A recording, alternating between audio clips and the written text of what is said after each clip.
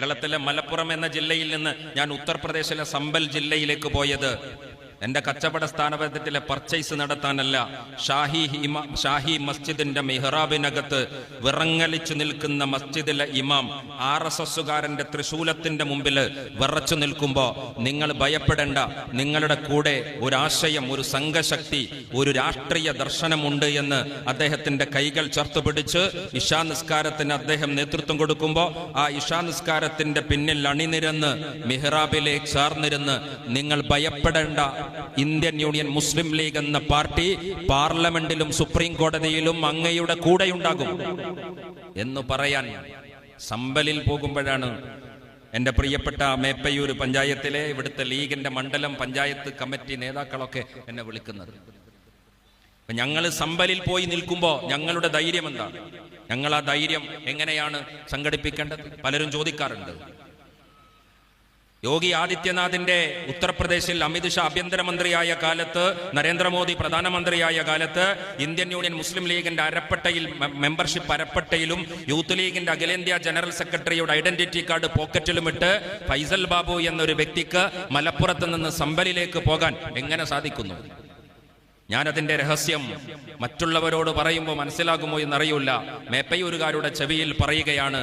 സാക്ഷാൽ സർദാർ വല്ലഭായ് പട്ടേലിന്റെ പട്ടാളം രാജ്യത്തിന്റെ തെരുവിൽ തോക്ക് ചൂണ്ടി നിൽക്കുമ്പോഴാണ് ഇന്ത്യൻ യൂണിയൻ മുസ്ലിം ലീഗിന് ജയ് വിളിച്ച് മേപ്പയൂരിലെ പ്രിയപ്പെട്ട AVയെ പോലുള്ള മനുഷ്യർ നടന്നുപോയതെങ്കിൽ AV ഈ രാത്രിയുടെ നിശബ്ദതയിൽ അങ്ങ് നയിച്ച പ്രസ്ഥാനത്തിന്റെ യുവ നേതൃത്വത്തിന്റെ ഉത്തരവാദിത്വം ഏറ്റെടുത്ത് ഈ രാജ്യത്തിന്റെ തെരുവുകളിലൂടെ കടന്നു പോകുമ്പോൾ ഞങ്ങൾ ധൈര്യം സംഭരിക്കുന്ന എനർജി സോഴ്സാണ് നിങ്ങളുടെ ഖബറിടങ്ങളും നിങ്ങളുടെ ഖബറിൽ ഉയർന്നു നിൽക്കുന്ന മൈലാഞ്ചി ചെടികളും എന്ന് പറയാൻ ഈ രാത്രിയുടെ നിശബ്ദതയെ സാക്ഷി നിർത്തി പ്രിയപ്പെട്ട AVയുടെ ഖബറിടത്തിലേക്ക് പ്രാർത്ഥനകളെ സമ്മാനമായി കൊടുത്ത് കരൽ കയ്യിൽ പിടിച്ചു പറയാൻ ഞാൻ ആഗ്രഹിക്കുകയാണ്. അതുകൊണ്ട് AV ഒരു ധൈര്യമാണ്. ഒരു നേതാവിനെ അനുസ്മരിച്ച്, പഞ്ചായത്തിലെ ഒരു നേതാവല്ലേ, 5 വട്ടം MLA ആളല്ലേ, പാർട്ടിയുടെ സ്റ്റേറ്റ് ലീഡർഷിപ്പിൽ ഇരുന്ന ആളല്ലേ, അനുസ്മരിച്ചില്ലെങ്കിൽ മോശല്ലേ എന്ന് പറഞ്ഞ് അനുസ്മരിച്ചു പോകാൻ വന്നവരല്ല ഞങ്ങള്. ഇന്നലകളിലേക്ക് ഞങ്ങൾ തിരിഞ്ഞു നോക്കുന്നത് ഇന്നലകളിലെ ഗൃഹാതുരമായ ഓർമ്മകളെ ഓർത്തെടുത്തുകൊണ്ട് പുതപ്പിൽ കിടക്കാനല്ല. നാളെ പുലർന്നാൽ ഈ രാജ്യത്തിലെ ഫാസിസ്റ്റുകൾ അഴിച്ചുവിടുന്ന കൊടുങ്കാറ്റുകളെ ഭേദിക്കാനുള്ള ആത്മധൈര്യം സംഭരിക്കാനാണ് മേപ്പയൂരിന്റെ മണ്ണിൽ പ്രിയപ്പെട്ട AVയെ ഓർക്കുന്ന ഈ വേദിയിൽ മുസ്ലിം യൂത്ത് ലീഗിന്റെ അഖിലേന്ത്യാ ജനറൽ സെക്രട്ടറി എന്ന നിലയിൽ ഞാൻ എഴുന്നേറ്റ് നിൽക്കുന്നത്. അതുകൊണ്ട് ഇതൊരു പ്രാർത്ഥനയാണ്, ഇതൊരാത്മാവിനെ ചേർത്തു നിർത്തലാണ്. AVക്ക് എത്ര ഓപ്ഷൻ ഉണ്ടായിരുന്നു? AVക്ക് വേണമെങ്കിൽ അന്ന് രാജ്യം ഭരിക്കുന്ന ഏറ്റവും വലിയ മതേതര പാർട്ടിയുടെ ഓരം സഞ്ചരിച്ച് 2 വട്ടം MLAയും പിന്നെ വേണമെങ്കിൽ 1 വട്ടം മന്ത്രിയുമായി AVയുടെ കുടുംബത്തിൽ ആരെങ്കിലും ഒരാളെ ആ മന്ത്രിയുടെ അധികാര പദവി ഉപയോഗിച്ച് അന്നത്തെ ബന്ധു നിയമനം ഒക്കെ നടത്തി. ഞാനിതിങ്ങനെ പറയുമ്പോൾ നിങ്ങളുടെ മനസ്സിൽ ഇന്നത്തെ ഏതെങ്കിലും ഒരു മന്ത്രിയുടെ ജീവിതം മുന്നിൽ വരുന്നുവെങ്കിൽ, ഞാനങ്ങനെ ബോധപൂർവം ഉദ്ദേശിച്ചതല്ല, നിങ്ങൾക്ക് അങ്ങനെ തോന്നുന്നുവെങ്കിൽ അത് സത്യമാകും. അത് AVയുടെ മുമ്പിലൊരു ഓപ്ഷനാണ്. രാഷ്ട്രീയത്തെ നിങ്ങൾക്ക് 2 അർത്ഥത്തിൽ നിർവചിക്കാം. രാഷ്ട്രീയം ഒരാശയത്തിന്റെ കൂടെ നിൽക്കലാണ് എന്ന് നിങ്ങൾക്ക് നിർവചിക്കാം. രാഷ്ട്രീയം ആർട്ട് ഓഫ് ഓപ്പർച്യൂണിറ്റിയാണ് എന്നും നിർവചിക്കാം. AV 2 ഓപ്ഷന്റെ നടുവിലാണ്. തനിക്ക് 18 വയസ്സാകുമ്പോൾ ഈ രാജ്യത്തിന്റെ ആകാശത്തിലേക്ക് സ്വാതന്ത്ര്യത്തിന്റെ മൂവർണ്ണക്കൊടി ഉയർന്ന് ഈ രാജ്യം 2 രാജ്യങ്ങളായി ഭിന്നിച്ചു നിന്ന് പാകിസ്ഥാൻ എന്ന ഒരു സ്വതന്ത്ര രാജ്യം ഇന്ത്യയുടെ കൂടെ ജന്മമെടുത്ത് ആ രാഷ്ട്രത്തിന്റെ പിറവിക്ക് കാരണമായ ഒരു രാഷ്ട്രീയ പാർട്ടിയുടെ പിന്മുറക്കാർ എന്ന അപഖ്യാതി നേടി ഇന്ത്യയിൽ വേട്ടയാടപ്പെട്ട ഒരാശയത്തിന്റെ വക്താക്കൾ ജയിലിലടക്കപ്പെട്ട് അതിന്റെ മുന്നണിയിൽ നിന്ന് പാണക്കാട്ട പൂക്കോയ തങ്ങളെ പോലും അറസ്റ്റ് ചെയ്യപ്പെട്ട ഒരു കാലം. AVക്ക് 2 ഓപ്ഷൻ ഉണ്ട്. ഒന്ന്, രാഷ്ട്രീയം ആർട്ട് ഓഫ് ഓപ്പർച്യൂണിറ്റി, അവസരങ്ങളുടെ കലയാണ് രാഷ്ട്രീയം. MLA ആകാനുള്ള അവസരത്തിന്റെ കലയാണ് രാഷ്ട്രീയം. മന്ത്രിയാകാനുള്ള അവസരത്തിന്റെ കലയാണ് രാഷ്ട്രീയം. പോലീസ് സ്റ്റേഷനെ സ്വാധീനിക്കാനുള്ള അവസരത്തിന്റെ കലയാണ് രാഷ്ട്രീയം. മകളെ സസുഖം വാഴാനുള്ള അവസരത്തിന്റെ കലയാണ് രാഷ്ട്രീയം. മോളെ കെട്ടിയ മരുമോകനെ മന്ത്രിയാക്കാനുള്ള അവസരത്തിന്റെ കലയാണ് രാഷ്ട്രീയം എന്ന് വേണമെങ്കിൽ AVക്ക് വിശ്വസിക്കാമായിരുന്നു. AV വിശ്വസിച്ചത് രാഷ്ട്രീയം ശബ്ദം നിഷേധിക്കപ്പെട്ടവരുടെ മനുഷ്യരുടെ ശബ്ദമാണ്. B voice four voiceless. ശബ്ദം നിഷേധിക്കപ്പെട്ട മനുഷ്യരുടെ ശബ്ദമായി മേപ്പയ്യൂരിന്റെ മണ്ണിലൂടെ നടന്നു പോകാനാണ് എന്റെ തറവാടിത്തം, അങ്ങനെ നടന്നു പോകാനാണ് എന്റെ ജന്മിത്തം, അങ്ങനെ നടന്നു പോകാനാണ് എന്റെ സാമ്പത്തിക ഭദ്രത, അങ്ങനെ നടന്നു പോകാനാണ് എന്റെ വിദ്യാഭ്യാസം, അങ്ങനെ നടന്നു പോകാനാണ് എനിക്ക് അല്ലാഹു തമ്പുരാൻ നൽകിയ സകല സൗഭാഗ്യങ്ങളുമെന്ന് ആ മനുഷ്യൻ വിശ്വസിച്ചു. അങ്ങനെ വിശ്വസിച്ച് ശൂന്യതയിൽ നിന്ന്, ഫ്രം സീറോ ടു ഹീറോ, ശൂന്യതയിൽ നിന്ന് ഏവി പിടിക്കാൻ പോയ ഒരു കൊടി, ആ കൊടിയുടെ മെമ്പർഷിപ്പ് എടുത്താൽ ഒരു പഞ്ചായത്ത് മെമ്പർ പോലും ആകാൻ സാധിക്കില്ലെന്ന് വിനാശത്തിന്റെ പ്രവാചകൻ പ്രവചിച്ചു നടക്കുന്ന കാലത്ത് ആ മെമ്പർഷിപ്പ് എടുക്കുകയും ഏവി പിടിച്ച് കൊടിയുടെ വക്താക്കൾ കേരളത്തിന്റെ മന്ത്രിയും ഉപമുഖ്യമന്ത്രിയും സ്പീക്കറും കേരളത്തിന്റെ മുഖ്യമന്ത്രി പദവും കൈകാര്യം ചെയ്യുന്ന തലത്തിലേക്ക് ആ ആശയം വളർന്നുപോയി. അകത്തുള്ള സ്വാഭാവികമായ ആശയ സംവാദത്തിൽ ഏവിയും മറ്റൊക്കെ പല ആശയ സംവാദങ്ങളുടെ ഭാഗമായിട്ടുണ്ട്. പക്ഷേ അത് പുറത്തു കടന്നിട്ടില്ല. അത് പുറത്തു കടന്നിട്ടല്ല അത് ചെയ്തത്. അങ്ങനെ സുഖസൗകര്യത്തിലേക്ക് പോയിട്ടില്ല. വേണമെങ്കിൽ അങ്ങനെ ഒരു ഓപ്ഷൻ ഉണ്ടായിരുന്നു. MLA ആയി, മന്ത്രിയായി, ഞാൻ നേരത്തെ പറഞ്ഞ പോലെ ഇച്ചാപ്പാന്റെ മോനെ, ഏവിയുടെ ഇച്ചാപ്പാന്റെ മോനെ ആ സൗകര്യത്തിൽ എവിടെയും പ്രതിഷ്ഠിച്ച് മകളെയും മരുമക്കളെയും പ്ലേസ്മെന്റ് നടത്തി, എന്നിട്ട് 4 വട്ടം 3 വട്ടം മന്ത്രിയും 3 വട്ടം MLA-യും 1 വട്ടം മന്ത്രിയുമൊക്കെയായി അവസാനം വീട്ടിൽ വിശ്രമിക്കുമ്പോൾ പേരക്കുട്ടിയെ താരാട്ട് തൊട്ടിലിൽ പാടിയുറക്കി സസുഖം വാഴാവുന്ന ഒരു ഓപ്ഷൻ തനിക്ക് വേണ്ടെന്ന് ചവറ്റുകൊട്ടയിലേക്ക് വലിച്ചെറിഞ്ഞ് ഏവി ജീവിക്കുന്നത് എവിടെയാണ്? ഞാൻ ഏവിയുടെ പേര് എപ്പോഴാണ് കേൾക്കലെന്ന് അറിയോ നിങ്ങൾ? എന്നെ ഈ സ്റ്റുഡൻസ് യൂണിയന്റെ വിദ്യാർത്ഥികളൊക്കെ വിളിക്കും, നിങ്ങളെ മേപ്പയൂരെ കോളേജിൽ നിന്ന്. ഏവി എന്ന് പറയുന്ന 2 അക്ഷരത്തെ മുസ്ലിം ലീഗിന്റെ പരിമിതമായ വൃത്തത്തിലാണോ? ഈ പ്രദേശത്തിന്റെ വിദ്യാഭ്യാസ ഭൂപടം, മേപ്പയൂരിന്റെ വിദ്യാഭ്യാസ ഭൂപടത്തെ മാറ്റിവരിക്കുന്നതിൽ ഈ മണ്ണിന്റെ സർസയ്യിദാണ് മഹാനായ ഏവി എന്ന് അഭിമാനത്തോടെ പറയാൻ ഞാൻ ആഗ്രഹിക്കുകയാണ്. ഈ മണ്ണിന്റെ സർസയ്യിദാണ് ഏവി. ഞങ്ങൾക്കുള്ള അഭിമാനം എന്താണ്? ഈ മണ്ണിന്റെ സർസയ്യിദായി നിന്ന ഏവി പിടിച്ച കൊടിയുടെ പിന്മുറക്കാരാണ് മുസ്ലിം യൂത്ത് ലീഗിന്റെ MSF-ന്റെ പ്രവർത്തകരെ. നമ്മൾ എന്നുള്ളത് നമ്മുടെ പുണ്യമാണ്, നമ്മുടെ സുഹൃതമാണ്. ആ ഓരം ചാരി നമ്മൾ സഞ്ചരിക്കുകയാണ്. ആ ഓരം ചാരി നമ്മൾ സഞ്ചരിക്കുമ്പോൾ നമ്മൾ ഈ ഓർമ്മകളെ നമ്മുടെ സ്മൃതിപഥത്തിലേക്ക് കൊണ്ടുവരുന്നത് പ്രതിസന്ധികൾ നിറഞ്ഞ കാലമാണ്. എ വി അബ്ദുറഹ്മാൻ ഹാജിയുടെ ശുഭ്രവസ്ത്രത്തിൽ അഴിമതിയുടെ കറ പുരണ്ടിട്ടില്ല.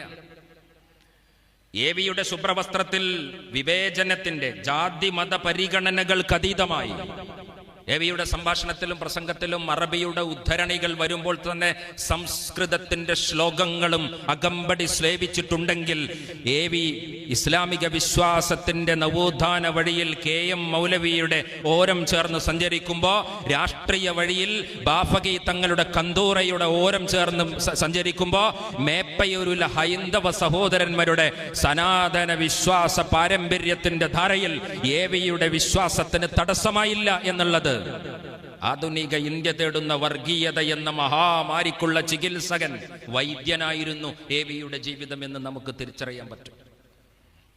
അങ്ങനെ ബഹുമുഖ മണ്ഡലത്തിൽ വികസിച്ചു നിൽക്കുന്ന ഒരു മനുഷ്യനെ ഞങ്ങൾ ഓർത്തെടുത്ത് ഞങ്ങൾ അദ്ദേഹത്തെ ഹാജരാക്കുകയാണ്. അസ്സലാമു അലൈക്കും ദാറുൽ ഖൗമി മുഅ്മിനീൻ. ഞാൻ ഇവിടുത്തെ ഹിന്ദു സഹോദരന്മാരോട്, നിങ്ങളൊക്കെ ബലിതർപ്പണങ്ങൾക്ക് പോകാറുണ്ട്. ഞാൻ വരുന്ന തിരൂർ മണ്ഡലം തിരുനാവായയുടെ അടുത്ത് നിന്നാണ് ഞാൻ വരുന്നത്. നിളയുടെ ഓളപ്പരപ്പുകളിൽ അച്ഛനും അമ്മയും മരണപ്പെട്ടു കഴിഞ്ഞാൽ അവരുടെ ബലികർമ്മങ്ങൾക്ക് വേണ്ടി വരുന്ന ഹൈന്ദവ സഹോദരങ്ങളുടെ അനുഷ്ഠാന ആചാരങ്ങൾ ഞങ്ങൾ കാണാറുണ്ട്. മരിച്ചുപോയ അച്ഛൻ്റെ അമ്മയുടെ ആത്മാക്കളുടെ മോക്ഷത്തിനും ശാന്തിക്കും വേണ്ടി പ്രാർത്ഥിക്കുന്ന മക്കളുടെ വിതുമ്പലുകൾ ഞങ്ങളുടെ ഗ്രാമത്തിന്റെ കാഴ്ചയാണ്. എൻ്റെ ശബ്ദം കേൾക്കുന്ന ഹൈന്ദവ സഹോദരങ്ങൾ ഈ പരിസരത്തുണ്ടെങ്കിൽ, മുസ്ലിം വിശ്വാസികൾ അവരുടെ ഖബറിടങ്ങളിലേക്ക് പോകുമ്പോൾ അസ്സലാമു അലൈക്കും ദാറ ഖൗമിൽ മുഅ്മിനീൻ എന്ന് അഭിവാദ്യം ചെയ്യും.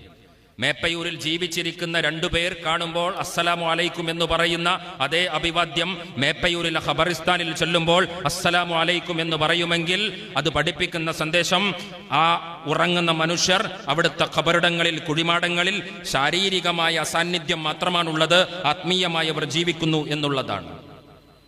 ഞങ്ങളിവിടെ സംസാരിക്കുന്ന ഞങ്ങളുടെ സംഭാഷണത്തിന്റെ പുണ്യം ഇന്നത്തെ രാത്രി ഏവിയുടെ ഖബറിടത്തിൽ ഒരു സുന്ദര മഴയായി അനുഗ്രഹത്തിന്റെ പ്രഹർഷമായി പെയ്യുമെന്ന് ഞങ്ങളെ പഠിപ്പിക്കുന്നത് യൂത്ത് ലീഗിന്റെ മെമ്പർഷിപ്പാണ്, മുസ്ലിം ലീഗിന്റെ മെമ്പർഷിപ്പാണ്.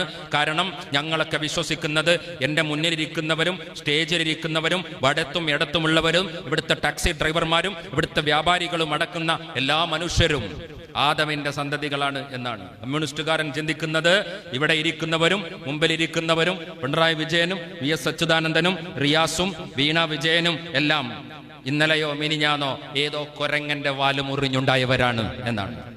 അതുകൊണ്ട് കുരങ്ങിന്റെ പിന്മുറയുടെ ഒരു പ്രത്യയശാസ്ത്രവും ദൈവത്തിന്റെ പിന്മുറയുടെ ഒരു പ്രത്യയശാസ്ത്രവും തമ്മിലുള്ളൊരു വ്യത്യാസം ഞങ്ങളുടെ ഈ വീക്ഷണങ്ങളിലുമൊക്കെ സ്വാധീനിക്കും. അതൊരു കുഴപ്പമാണോ? അത് കുഴപ്പമാണെങ്കിൽ, അത് വർഗീയതയാണെങ്കിൽ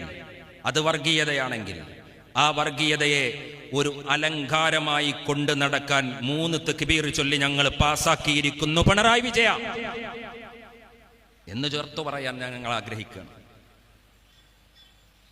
പശ്ചിമ ബംഗാളിൽ 2002 ഫെബ്രുവരി 19 പത്രസമ്മേളനത്തിലാണ് ബുദ്ധദേവ് ഭട്ടാചാര്യ ആദ്യത്തെ ബോംബ് പൊട്ടിക്കുന്നത്.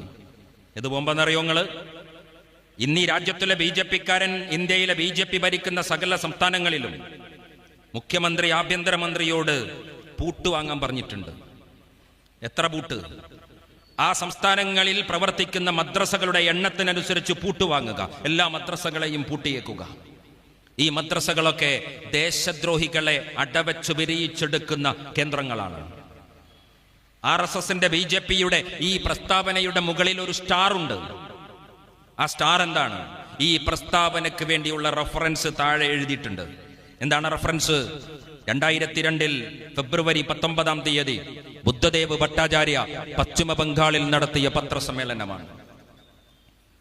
ഇന്ത്യയിലെ മുസ്ലിം മദ്രസകൾക്കെതിരെ ആദ്യത്തെ സ്റ്റേറ്റ്മെന്റ് വരുന്നത് മോഹൻ ഭഗവതിന്റെ നാഗ്പൂരിൽ RSSന്റെ ആസ്ഥാനത്തു നിന്നല്ല, ബുദ്ധദേവ് ഭട്ടാചാര്യയുടെ പശ്ചിമ ബംഗാളിൽ നിന്നാണ്. പശ്ചിമ ബംഗാളിലെ മദ്രസകളെല്ലാം ദേശദ്രോഹികളുടെ കേന്ദ്രമാണ് എന്ന് രാജ്യത്തെ ഞെട്ടിച്ചുകൊണ്ട് വർത്തമാനം പറഞ്ഞത് RSSന്റെ നേതാവല്ല, CPM-ന്റെ നേതാക്കളാണ്. ഈ മനോരോഗം, ഈ അസുഖം പ്രിയങ്ക ഗാന്ധി ജയിച്ചതിന് ശേഷം തുടങ്ങിയതല്ല എന്ന് പറയാനാണ്. കൃത്യമായ കാലഗണനകളുണ്ട് ഈ സംഭവ വികാസങ്ങൾക്ക്. ഇതൊരു തുടർച്ചയാണ്. ആ തുടർച്ചയുടെ ഭാഗമായി മോഹൻ ഭഗവത് ആരാണെന്ന് ഞാൻ CPM-ന്റെ സുഹൃത്തുക്കളോട് പറയാണ്. ഞങ്ങൾ അനുഭവിക്കുന്ന ഒരു പ്രശ്നം P. മോഹനനെയും മോഹൻ ഭഗവതിനെയും തിരിച്ചറിയാൻ പറ്റാത്ത വിധം നിങ്ങൾ തമ്മിലുള്ള വേഷപ്പകർച്ചയാണ് ഞങ്ങൾ അനുഭവിക്കുന്ന ഒരു ആത്മസംഘർഷം. മോഹൻ ഭഗവത് ഏതാണ്, P. മോഹനൻ ഏതാണ് എന്ന് മനസ്സിലാക്കാൻ പറ്റാത്ത വിധം ഒരു മഴ പെയ്താൽ, ഒരു വെയിലടിച്ചാൽ മേപ്പയൂരിന്റെ തെരുവിൽ കെട്ടിയിരിക്കുന്ന കമ്മ്യൂണിസ്റ്റ് പാർട്ടിയുടെ പതാകയുടെ ചുവപ്പ് മാഞ്ഞു പോവുകയും മങ്ങിപ്പോവുകയും അത് RSSന്റെ കാവ്യനിറത്തിലുള്ള പതാകയായി മാറുകയും ചെയ്യുന്നു എന്നുള്ളത് ഒരു കാവ്യാത്മകമായ ഒരു കൽപ്പനയല്ല, അനുഭവത്തിന്റെ സാക്ഷ്യപ്പെടുത്തലാണ് എന്ന് തരാതരം വന്നുകൊണ്ടിരിക്കുന്ന പ്രസ്താവനകൾ തെളിയിച്ചുകൊണ്ടിരിക്കുകയാണ്. AVയെ ചേർത്തുപിടിച്ച് അദ്ദേഹത്തിന്റെ ആത്മാവിന്റെ സുഗന്ധം അനുഭവിക്കുന്ന ഈ സന്ദർഭത്തിൽ ഞങ്ങൾക്കിതൊന്നും പുത്തരിയല്ല.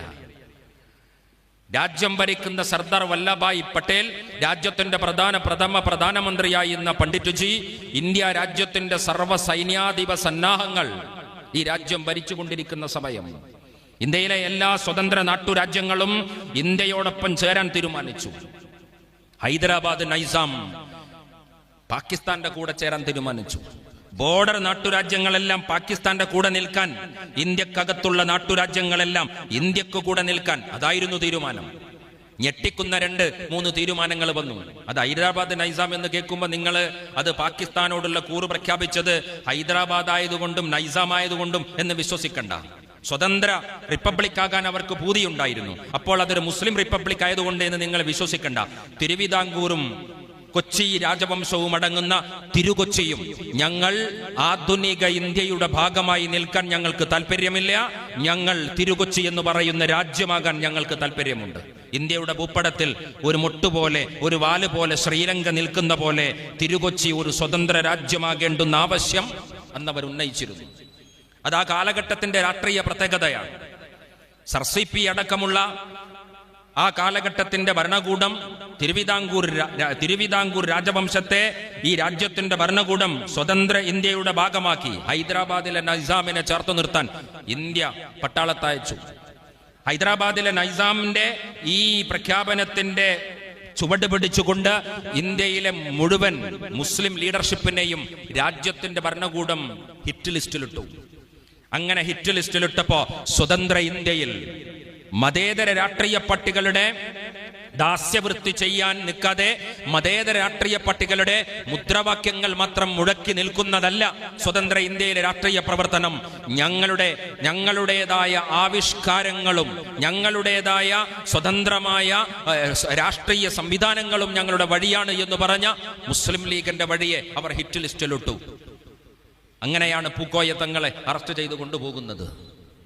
ഈ രാജ്യത്തിന്റെ ഭരണകൂടത്തിൽ നിന്ന് പാകിസ്ഥാൻ ചാരന്മാരെന്നും പാകിസ്ഥാൻവാദികളെന്നും വർഗീയവാദികളെന്നും രാജ്യത്തിലെ മതേതരത്വത്തോട് പ്രതിബദ്ധതയില്ലാത്തതെന്നും ഇന്ത്യയോട് കൂറില്ലാത്തവരെന്നും നിരന്തരമായി പ്രചണ്ഡമായ പ്രചാരവേലകൾ നടന്ന കാലത്തും ഈ പതാക താഴ്ത്തിക്കെട്ടാൻ ഞങ്ങൾ തീരുമാനിച്ചിട്ടില്ലെങ്കിൽ നെഹ്റുവിന്റെ മുമ്പില് പട്ടേലിന്റെ മുമ്പില് പതറാത്ത പാർട്ടി പിണറായി വിജയൻ എന്ന ഒരു തേർഡ് റൈറ്റ് കമ്മ്യൂണിസ്റ്റുകാരന്റെ അമ്മോശാങ്കാന്റെ പുത്രവാത്സല്യത്താൽ ആവേശം കൊള്ളുന്ന ഒരു അച്ഛൻ മനസ്സിന്റെ മുന്നില് മുസ്ലിം ലീഗിന്റെ ഈ കൊടിയും മേപ്പയൂരിലെ ഈ മാലയും അഴിച്ചു വെക്കുമെന്ന് കരുതുന്ന കമ്മ്യൂണിസ്റ്റുകാരെ, നിങ്ങൾ വെറും വിഡ്ഢികളല്ല, പമ്പര വിഡ്ഢികളുടെ തമ്പുരാക്കന്മാരുടെ അവാർഡിന് അർഹരാണ്.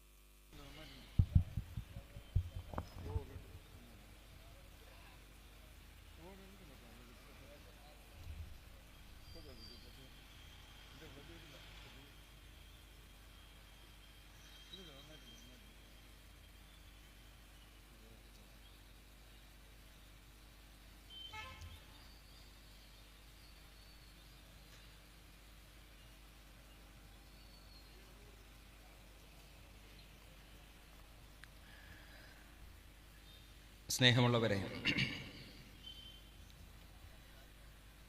രാഷ്ട്രീയ പ്രവർത്തനം എന്ന് പറയുന്നത് രാഷ്ട്രത്തെക്കുറിച്ചും ജനങ്ങളെക്കുറിച്ചും ജനങ്ങളുടെ ക്ഷേമത്തെക്കുറിച്ചുമൊക്കെ ആലോചിക്കലാണ്. അങ്ങനെ ആലോചിക്കുമ്പോൾ നമ്മുടെ പരിഗണനയുടെ കേന്ദ്ര പ്രമേയത്തിൽ വരേണ്ട വിഷയം മനുഷ്യൻ എന്നതാണ്. ജാതി മത പരിഗണനകൾക്കതീതമായി മനുഷ്യനെ അഭിസംബോധന ചെയ്യുക എന്നതാണ്. ജാതിഭേദം മതദ്വേഷമില്ലാതെ ഏതുമേവരും സോദരത്തേന വാഴുന്ന മാതൃകാ സ്ഥാനമാണ് എൻ്റെ രാജ്യമെന്ന് ഈ രാജ്യത്തിൻ്റെ ശില്പികൾ ആലോചിച്ച ഭാവനയിലേക്ക് ഇന്ത്യയെ കൊണ്ടുപോകാനുള്ള ശ്രമങ്ങളാണ്.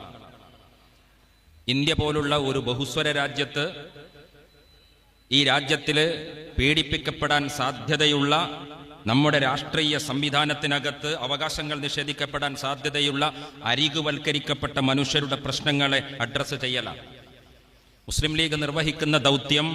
ആ ദൗത്യമാണ്. അതിനെ നിങ്ങൾക്ക് വർഗീയത എന്ന് വിളിച്ച് അധിക്ഷേപിക്കാം, നിങ്ങൾക്ക് ഞങ്ങളുടെ രാഷ്ട്രീയത്തെ നിഷേധിച്ചു കളയാം. പക്ഷെ ഞങ്ങൾക്ക് ഞങ്ങളുടെ രാഷ്ട്രീയത്തെക്കുറിച്ച് കൃത്യമായ ബോധ്യമുള്ളത് കൊണ്ട് ഞങ്ങൾ മുന്നോട്ട് പോവുകയാണ്. 1940-കളിൽ ലീഗ് എന്താണോ പറഞ്ഞത്, സ്വാതന്ത്ര്യാനന്തര ഇന്ത്യയിൽ ഞങ്ങൾ ഇങ്ങനെ ഒരു ആശയം വെക്കുമ്പോൾ ആർക്കും ബോധ്യമായിട്ടില്ലായിരുന്നു. പക്ഷേ ഇന്നത് ബോധ്യമാണ്.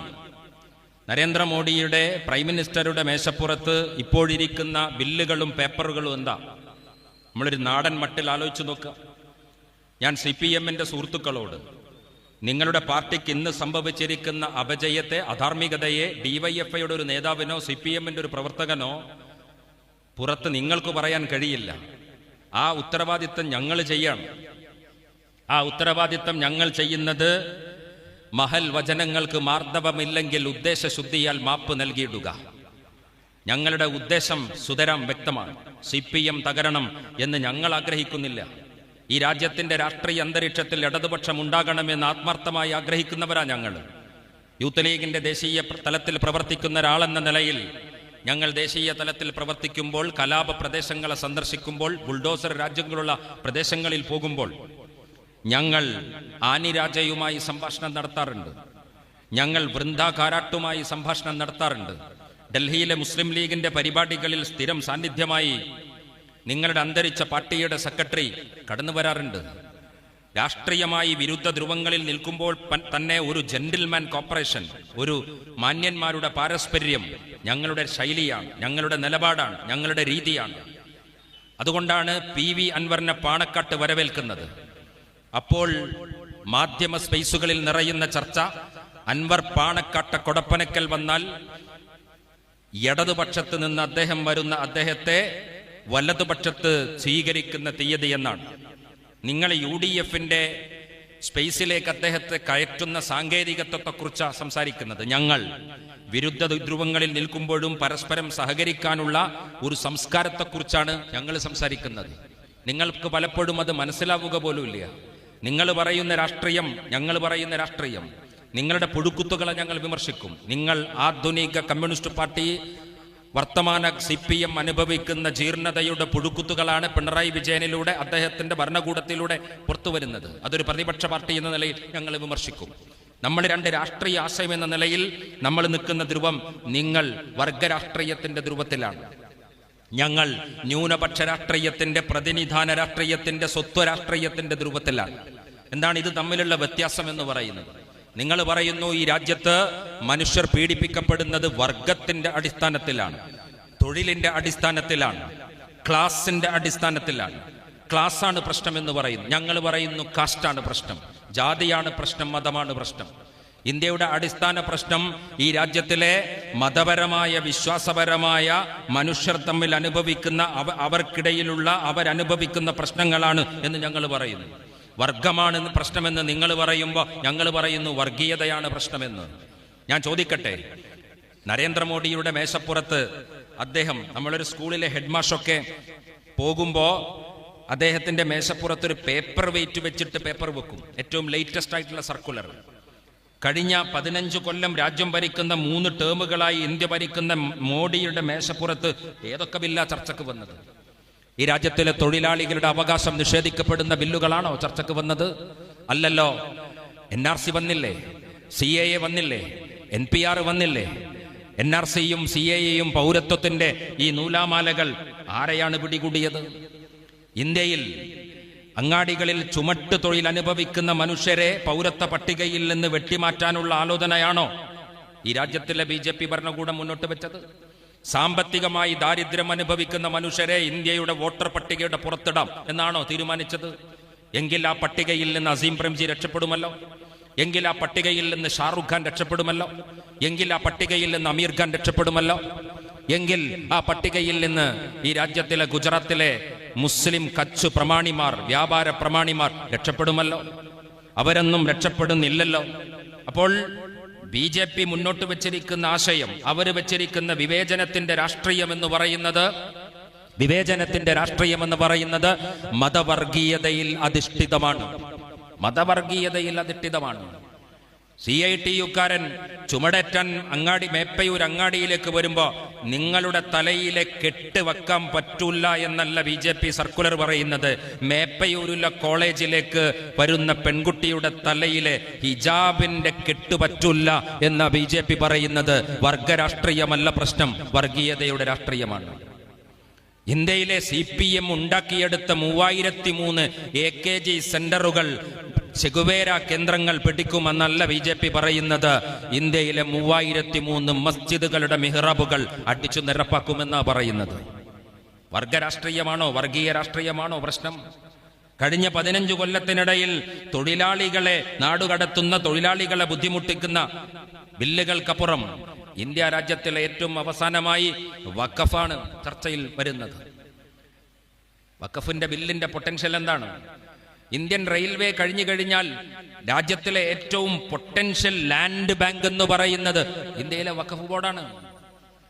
ആ വഖഫ് ഈ രാജ്യത്തിലെ വിശ്വാസികളുടെ ദൈവദാനമാണ്. വിശ്വാസത്തെ മുൻനിർത്തിയുള്ള മനുഷ്യന്റെ ക്ഷേമ പ്രവർത്തനങ്ങളുടെ ദാനമാണ് വഖഫ് എന്ന് പറയുന്നത്. ഞാൻ അതിന്റെ സാങ്കേതികത്വം വിശദീകരിക്കുന്നില്ല. എല്ലാ പള്ളികളിലും പോയി തപ്പുകയാണ്. ഉത്തർപ്രദേശിലെ ഷാഹി മസ്ജിദിലെ സംഭലിൽ ഞങ്ങൾ പോയി നിൽക്കുമ്പോൾ ഹാഫിൽ ഫഹീം സാഹിബ് ഞങ്ങളോട് പറഞ്ഞത് ഞാൻ ഈ സന്ദർഭത്തിൽ ഓർക്കുന്നു. ഞങ്ങൾ ഡൽഹിയിൽ നിന്ന് സംഭലിലേക്ക് പോകുമ്പോൾ ആരെയും കടത്തിവിടുന്നില്ല, അങ്ങോട്ട് ആരെയും കടത്തിവിടുന്നില്ല. രാഹുൽ ഗാന്ധിയെ പോലും തടഞ്ഞ മണ്ണാണ്. പ്രിയങ്ക ഗാന്ധിക്ക് പ്രവേശനം നിഷേധിക്കപ്പെട്ട മണ്ണാണ്.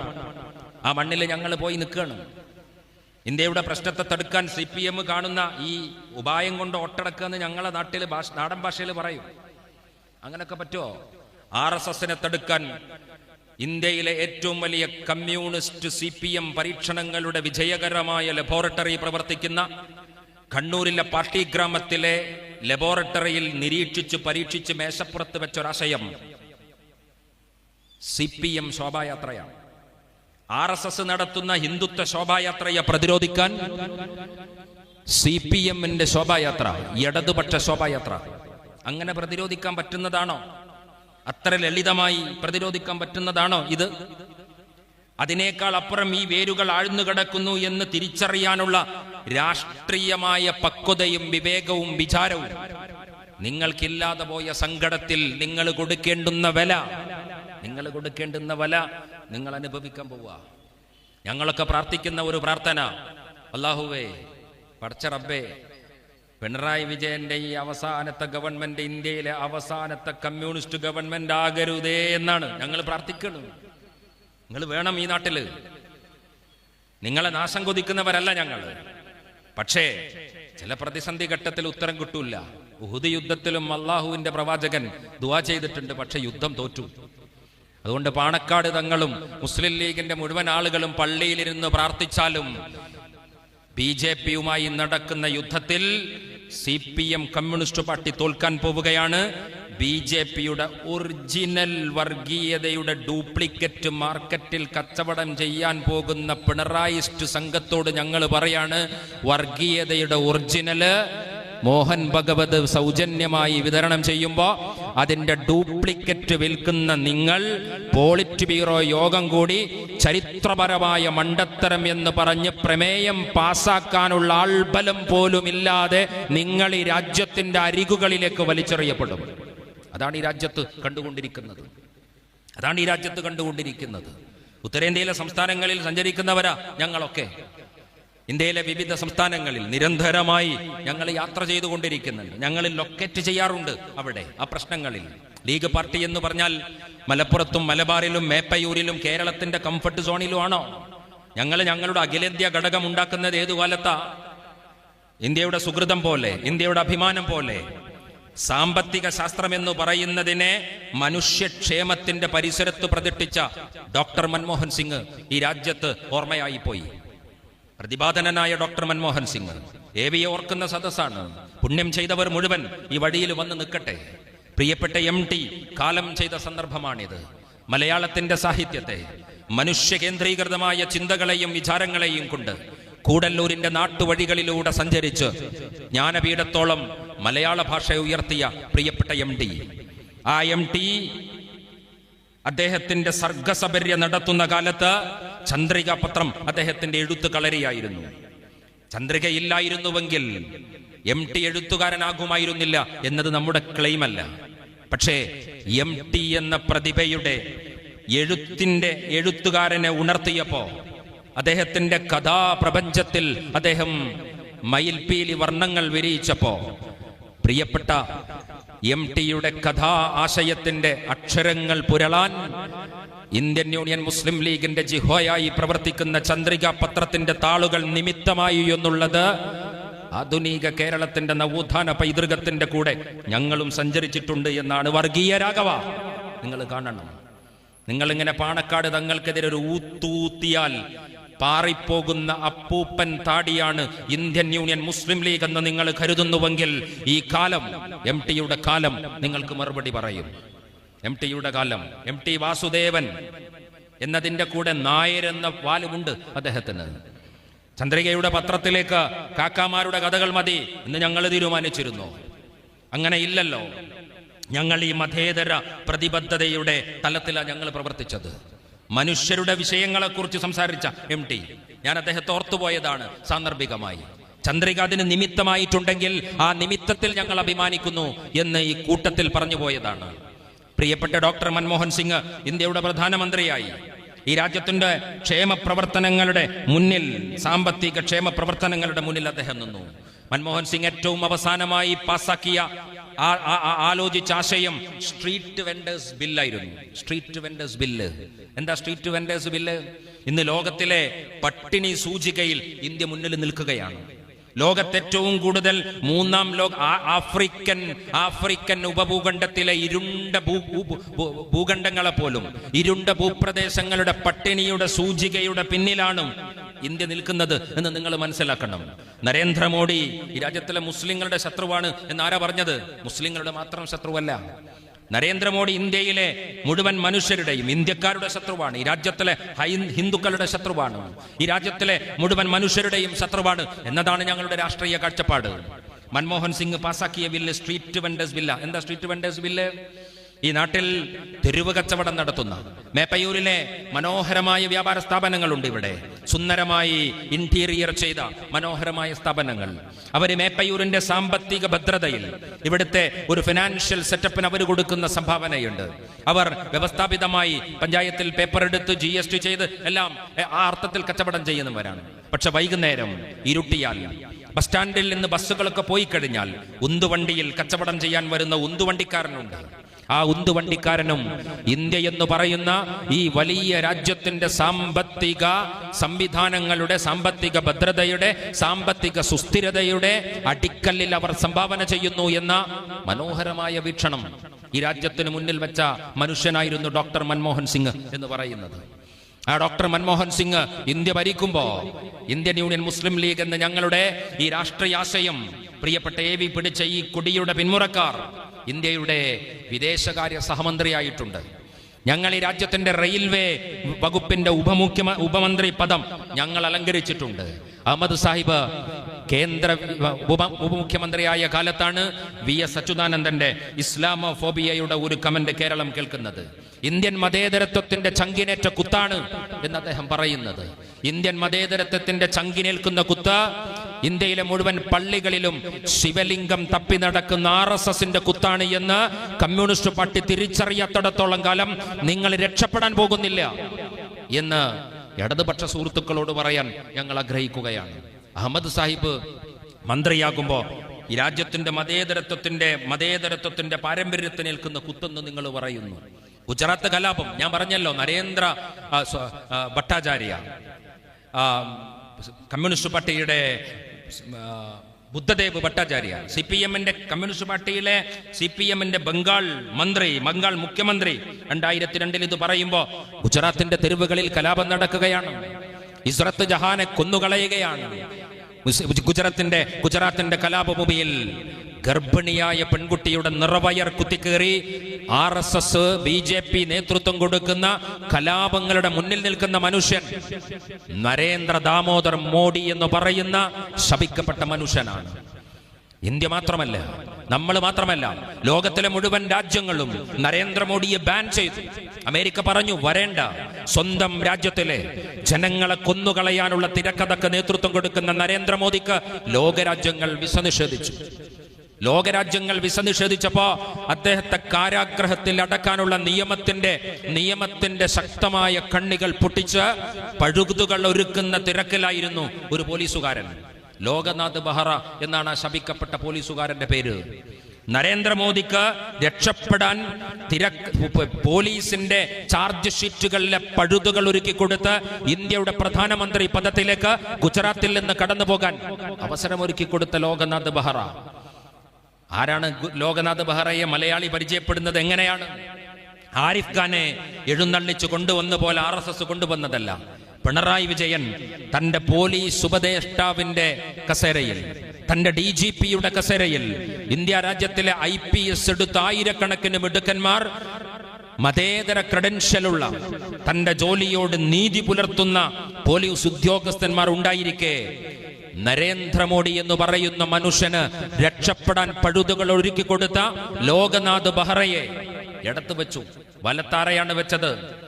1991 പാലക്കാട്ടെ പുൽപ്പള്ളി തെരുവിൽ I want A bastard of Muslim dead body, I want A dead body of Muslim bastard എന്ന് പോലീസിന്റെ വയർലെസ്സിലേക്ക് സന്ദേശം പോയി.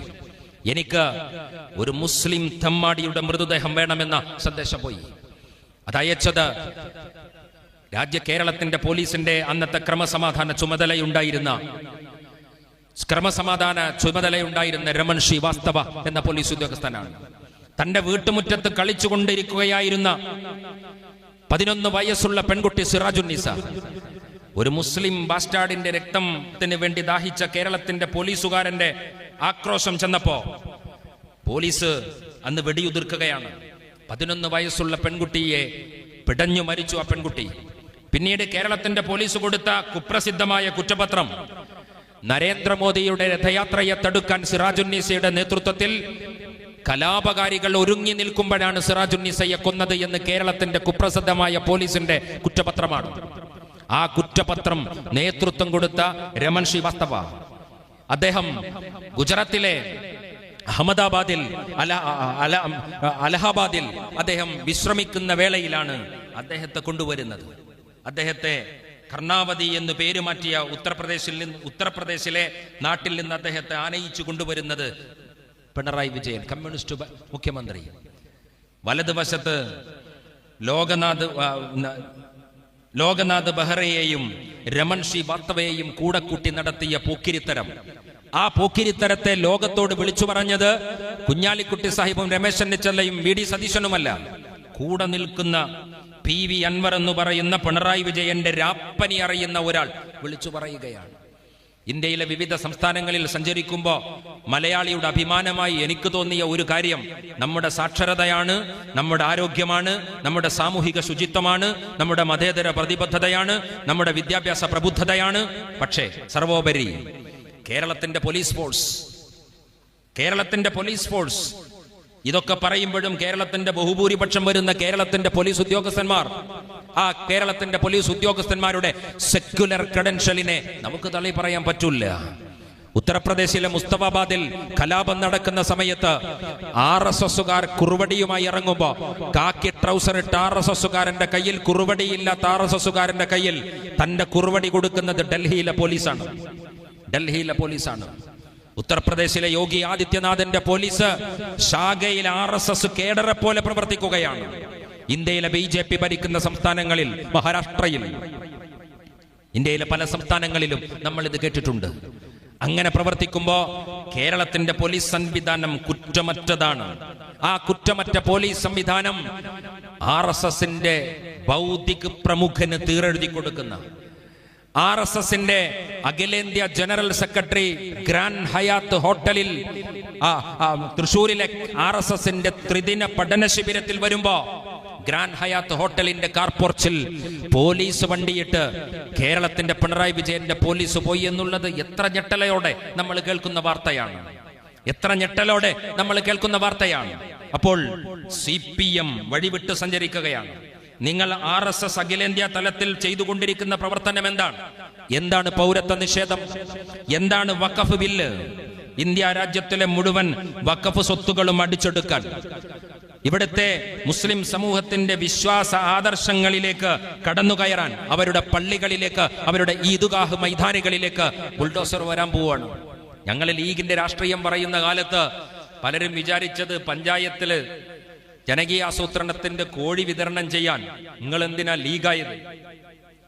അതിന് വേറെ പാർട്ടിയായ പോരെ? ഇവിടുത്തെ മതേതര പാർട്ടികൾ, ഇവിടുത്തെ സെക്യുലർ പാർട്ടികൾ, ഇവിടുത്തെ സോഷ്യലിസ്റ്റ് പാർട്ടികൾ CPM ആയ പോരെ എന്നൊക്കെ ഞങ്ങളോട് ചോദിച്ചവരുണ്ടായിരുന്നു. അങ്ങനെയൊക്കെ ഞങ്ങളോട് നിങ്ങൾക്ക് എന്തു കാര്യം, പൊന്നൊരുക്കുന്നിടത്ത് പൂച്ചക്ക് എന്തു കാര്യം, AVയുടെ കാലമൊക്കെ ഒരുപാട് കേട്ടതാണ് ആ ചോദ്യങ്ങൾ. പക്ഷെ ഞങ്ങൾ പറഞ്ഞു, ഇന്ത്യൻ രാഷ്ട്രീയത്തെ നിങ്ങൾക്ക് മനസ്സിലാകാത്തത് കൊണ്ടാണ്. ഇന്ത്യ രാജ്യത്തിലെ വഖഫ് പ്രോപ്പർട്ടികളെ, എന്താണ് വഖഫ് പ്രോപ്പർട്ടിയിൽ BJP കൊണ്ടുവന്ന 44 അനുച്ഛേദങ്ങൾ, ആ അനുച്ഛേദങ്ങളുടെ ഭേദഗതികൾ എന്താണ്? വഖഫ് പ്രോപ്പർട്ടികളുടെ തലപ്പത്ത് CEO, ചീഫ് എക്സിക്യൂട്ടീവ് ഓഫീസർ, ഏത് വിശ്വാസിക്കും ഏത് മതക്കാരനും കടന്നു വരാം.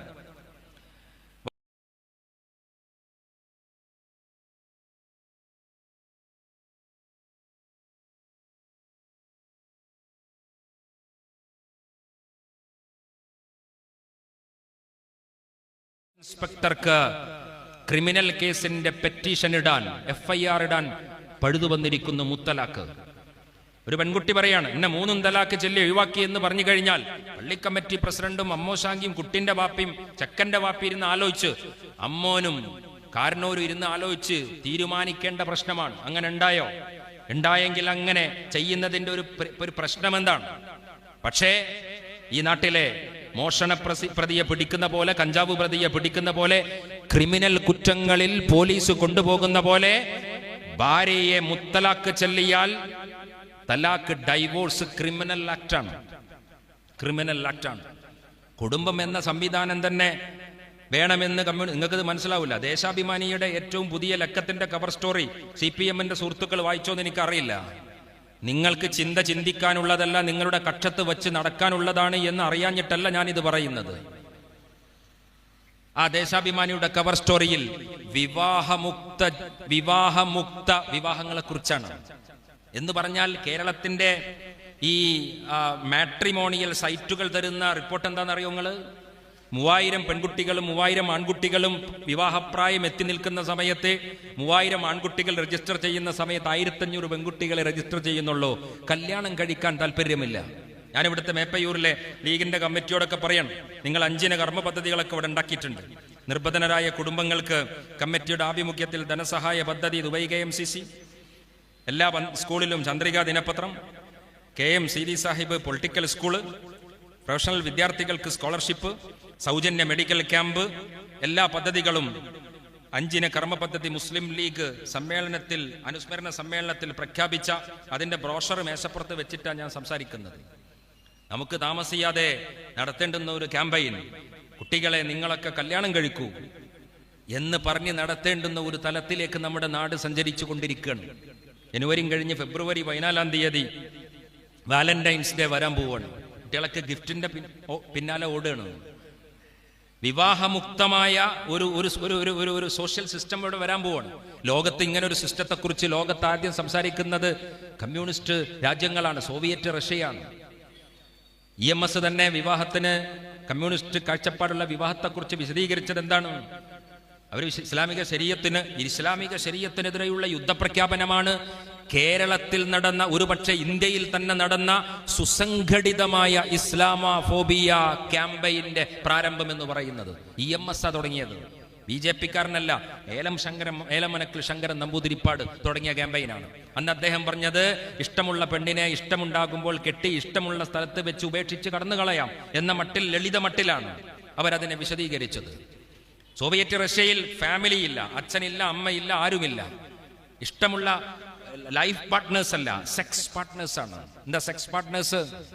ലൈംഗിക പങ്കാളികളാണ്. ഭാര്യയില്ല, ഭർത്താവില്ല. അച്ഛൻ ആരെന്നറിയാത്ത ഒരു തലമുറ വളർന്നു വരുന്ന. ലോകത്തിലെ മതങ്ങളൊക്കെ സംസാരിച്ചത് അതാണ്, കുടുംബങ്ങളെക്കുറിച്ചാണ്. വസുധൈവ കുടുംബകം എന്ന് പറയുന്ന ഇന്ത്യയുടെ പാരമ്പര്യം ലോകത്തെ മുഴുവൻ മനുഷ്യരെയും ഒരു കുടുംബ സംവിധാനമായിട്ട് കാണാനാണ് പറഞ്ഞത്. പ്രവാചക തിരുമേനി സല്ലല്ലാഹു അലൈഹി വസല്ലമ പറഞ്ഞത് ലാ യദ്ഖുലുൽ ജന്നത ഖാതിഉൻ, കുടുംബ ബന്ധം മുറിക്കുന്നവൻ സ്വർഗത്തിൽ കടക്കൂല എന്നാ പറഞ്ഞത്, നിസ്കരിക്കാത്തവനല്ല പറഞ്ഞത്. ഇപ്പൊ ഈ വിശുദ്ധ വചനത്തിന്റെ ഒക്കെ ആഴം നവലിബറൽ സമൂഹം അറിയാൻ പോവുകയാണ്. കേരളം അങ്ങനെ ഒരു പ്രതിസന്ധിയിലേക്ക് കടക്കാൻ പോകുന്നു എന്ന് കേരളത്തെ ഓർമ്മപ്പെടുത്തുന്നത് ചന്ദ്രിക പത്രമല്ല, കേരളത്തിലെ മതസംഘടനകളുടെ പ്രസിദ്ധീകരണമല്ല, ഈ നവലിബറൽ പുരോഗമന ജനറൽ ന്യൂട്രാലിറ്റിക്ക് വേണ്ടി വാദിച്ച, അല്ലേ, ബാലുശ്ശേരി സ്കൂളിലാ ഇവിടെ ആദ്യം ജനറൽ ന്യൂട്രാലിറ്റിയുടെ യൂണിഫോം കൊണ്ടുവന്നത്, അല്ലേ, സ്കൂളിലാണ്. അപ്പോഴും ജനറൽ ന്യൂട്രാലിറ്റി കൊണ്ടുവന്നപ്പോഴും സ്ത്രീനെയും പുരുഷനെയും ഈക്വലാക്കാൻ നോക്കിയതാണ്. പക്ഷെ അപ്പോഴേയും പുരുഷന് മേൽക്കോയ്മ കൊടുത്തു. എന്താ പറഞ്ഞത്? പെൺകുട്ടികളൊക്കെ പാൻ്റ് ഇടണം എന്നാ പറഞ്ഞത്. നിങ്ങളെ ജനറൽ ന്യൂട്രാലിറ്റിയെ ഞങ്ങൾ സല്യൂട്ട് ചെയ്യും. എപ്പോഴും അറിയോ, ആണുങ്ങളൊക്കെ സാരി എടുക്കും നിങ്ങൾ പറ. അതെന്താ പറയത്ത്? അത് നിങ്ങൾ പറ.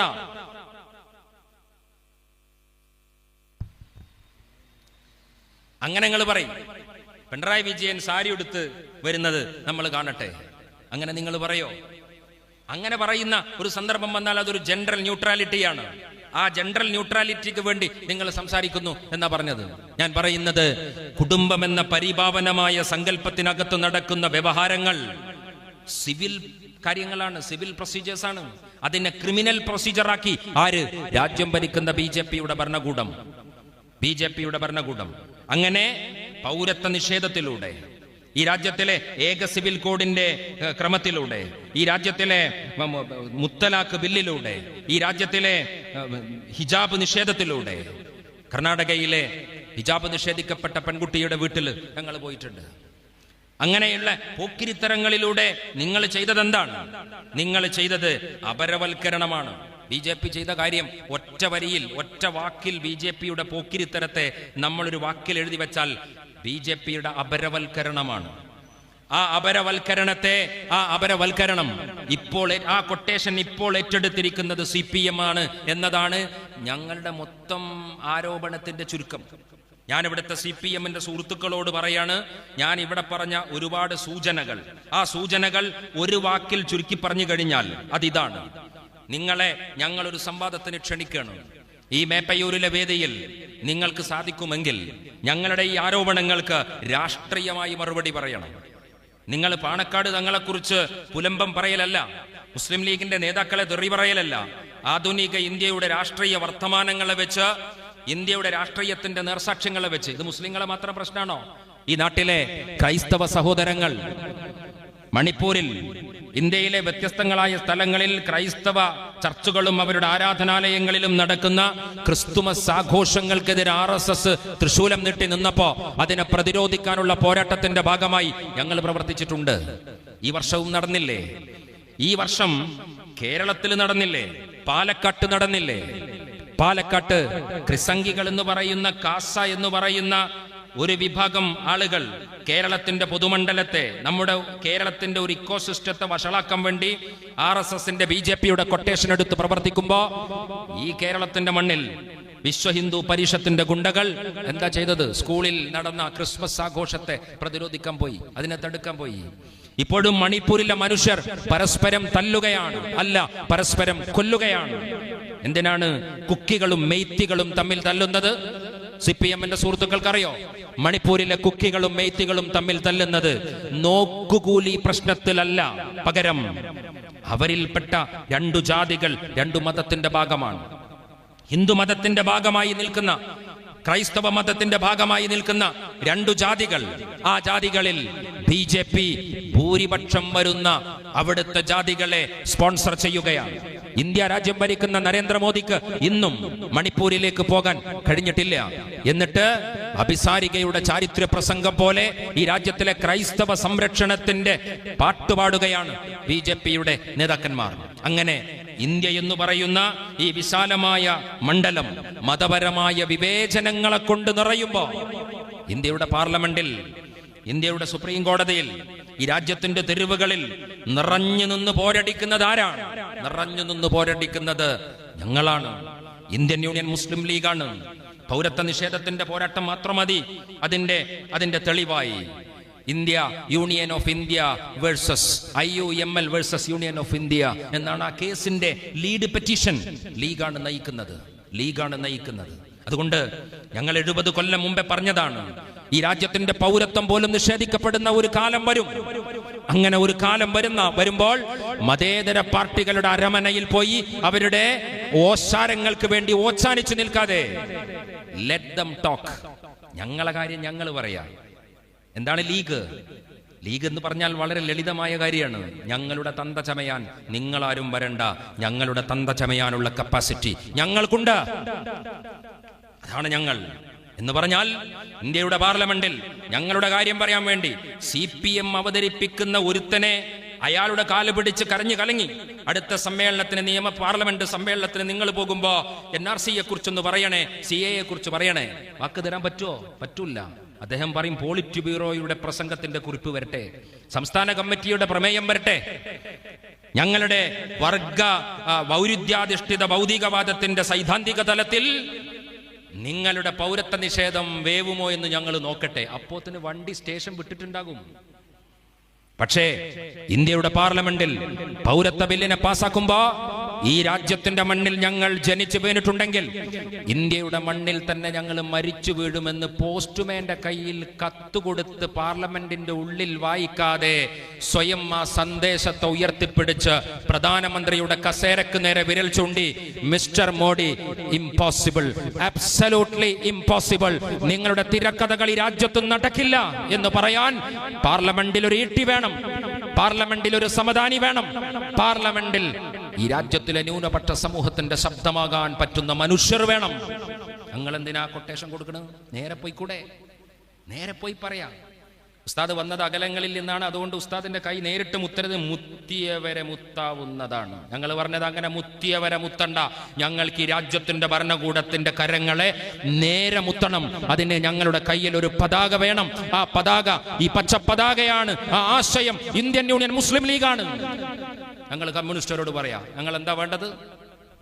ജലീല് തൊട്ടിലാട്ടണ മാതിരി പേരക്കുട്ടിനെ ആട്ടിയിട്ട് പിണറായി വിജയന്റെ ഉണ്ടിരിക്കുന്ന മാപ്പിളക്ക് ഒളി തോന്നി എന്ന് പറഞ്ഞ മാതിരി നിങ്ങൾക്ക് ഇങ്ങനെ വെളിപാട് വരുന്നത് കാത്തു നിൽക്കാൻ മനസ്സില്ലടോ. അമ്മാതിരി പ്രശ്നങ്ങളാണ്. ഞങ്ങൾക്ക് ആവശ്യമില്ലായിട്ടല്ല, നിങ്ങൾക്ക് എന്തൊക്കെ കാര്യങ്ങൾ ചർച്ച ചെയ്യാണ്ട് അതിലൊരു ടോപ്പിക്കായിട്ടല്ലേ ഇത് എടുക്കുള്ളൂ. ഇപ്പൊ ലീഗിന്റെ ഏറ്റവും പൊളിറ്റിക്കൽ ബ്യൂറോ എന്ന് പറയുന്നത് PAC ആണ്. നിങ്ങളുടെ PB പോലെ ഞങ്ങൾക്കൊരു PAC ഉണ്ട്, പൊളിറ്റിക്കൽ അഡ്വൈസറി കമ്മിറ്റി. ആ PAC-യിൽ ഞാൻ മെമ്പറാണ്. പാർട്ടിയുടെ ഏറ്റവും ടോപ്പ് സമിതിയാണത്. ഞാൻ മെമ്പറാകുന്നത് യൂത്ത് ലീഗിന്റെ നാഷണൽ ജനറൽ സെക്രട്ടറി എന്ന നിലയിലാണ്. നമ്മൾ ഈ യോഗം കൂടുമ്പോൾ 5 അജണ്ട. ഏതാ അജണ്ട? ഒന്ന് വഖഫ്, പിന്നേതാ, പിന്നെ NRC, പിന്നേതാ, പിന്നെ ഹിജാബ്, പിന്നേതാ, പിന്നെ ഏക സിവിൽ കോഡ്. ഞങ്ങള് പറയാണ് വഖഫിലേക്ക് വരാനായിട്ടില്ല. നമ്മളാ നോക്കുകൂലിന്റെ കാര്യം ഇപ്പം നമ്മൾ പറയാണ്, ഞങ്ങൾ NRC-യിലേക്ക് വരാനായിട്ടില്ല. നമ്മളാ മറ്റേ ആ ക്ഷേമ പദ്ധതിയുടെ കാര്യം. അങ്ങനെ പറയാൻ, അങ്ങനെ കാത്തു നിൽക്കാൻ ഈ രാജ്യത്തിൽ ഞങ്ങളൊരു ഗതികേടാന്ന് മനസ്സിലാക്കിക്കോ. സർവൈവൽ ഓഫ് ദ പ്രശ്നമാണിത്. ഞങ്ങൾക്ക് ഈ രാജ്യത്ത് അതിജീവിക്കണ പ്രശ്നം വരാനുണ്ട്. നിങ്ങളിങ്ങനെ പരിപ്പ് വടയും കട്ടൻ ചായയും കഴിച്ച ഒഴിവ് വേളയിലിരുന്ന് കടല കുറിച്ചിരുന്ന നാട്ടുവർത്തമാനത്തിന്റെ പേരല്ല ഈ രാജ്യത്തിലെ ന്യൂനപക്ഷ മുസ്ലിം സമുദായത്തിന്റെ രാഷ്ട്രീയം. അവർക്ക് ഈ രാജ്യത്ത് ജീവിക്കാനും അവരുടെ മയ്യത്തുകൾ കബറടക്കുന്ന മീസാങ്കല്ലുകളെ സംരക്ഷിക്കാനുമുള്ള പോരാട്ടത്തിന്റെ പേരാണ് രാഷ്ട്രീയം എന്ന് CPM മനസ്സിലാക്കണം. ഡയലോഗൊക്കെ പറഞ്ഞു പോകുമ്പോൾ മനസ്സിലാവില്ലടോ, നമുക്ക് തിരിയില്ല. നിങ്ങൾ എത്ര പറഞ്ഞാലും മനസ്സിലാവില്ല ഞങ്ങൾക്ക്. കാരണം എന്താ പറയുക, ഞങ്ങൾ നിങ്ങൾക്ക് മനസ്സിലായിട്ടില്ല. അപ്പം ഞങ്ങൾക്ക് ഇങ്ങനെ ഇടയ്ക്ക് തോന്നലുണ്ട്, പഠിച്ചോനെ ഇവരെ ഇങ്ങനെ ഇത് പറഞ്ഞപ്പോൾ മലയാളി ഇങ്ങനെയൊക്കെ വിശ്വസിക്കുന്നുണ്ടോ? നമുക്ക് അങ്ങനെ തോന്നുമല്ലോ, അതൊരു പബ്ലിക്കിലല്ലേ ഈ ഡയലോഗ് നടക്കുന്നത്. അപ്പോഴാണ് വയനാട് ദുരന്തം നടക്കുമ്പോൾ പാണക്കാട് നിങ്ങൾ ഒരു തൊണ്ട് വെച്ചത്, ഒന്ന് സഹായിക്കൂ. 2 കോടി 3 കോടി ഒക്കെ ഞങ്ങൾ വിചാരിച്ചത്. തൊണ്ട് പൊട്ടിച്ചു നോക്കിയപ്പോൾ 37 കോടിയാണ്. ആ 37 കോടി ലാൻഡ് സ്ലൈഡിലെ മനുഷ്യരെ സഹായിക്കാനുള്ള പണമാണ് ഒന്നാമത്. രണ്ടാമത്, ഇന്ത്യൻ യൂണിയൻ മുസ്ലിം ലീഗിനെ മലയാളിയുടെ പ്രബുദ്ധത എത്രമേൽ വിശ്വസിക്കുന്നു, സ്നേഹിക്കുന്നു എന്നതിൻ്റെ എണ്ണമാണ് 37 കോടി എന്ന് അഭിമാനത്തോടെ പറയും. ചെന്നൈയിൽ ഞങ്ങൾക്കൊരു ഹെഡ്ക്വാർട്ടർ ഉണ്ട്. 75ാം വാർഷികം പ്ലാറ്റിനം ജൂബിലി ഞങ്ങൾ ആഘോഷിച്ചു. അപ്പൊ പ്ലാറ്റിനം ജൂബിലി ആഘോഷിക്കുക എന്ന് പറഞ്ഞാൽ ഞങ്ങൾ എന്താ വിചാരിച്ചു? ഇസ്മായിൽ സാഹിബ് വസിയത്ത് എഴുതിയതാണോ പ്ലാറ്റിനം ജൂബിലി ആഘോഷിക്കാൻ? അല്ല. എല്ലാ ഇംഗ്ലീഷ് ഇതിലും ഓരോ കൊല്ലത്തിനൊരു പേരുണ്ട്. Silver jubilee, golden jubilee, Ruby jubilee, പല പല പേരുണ്ട്.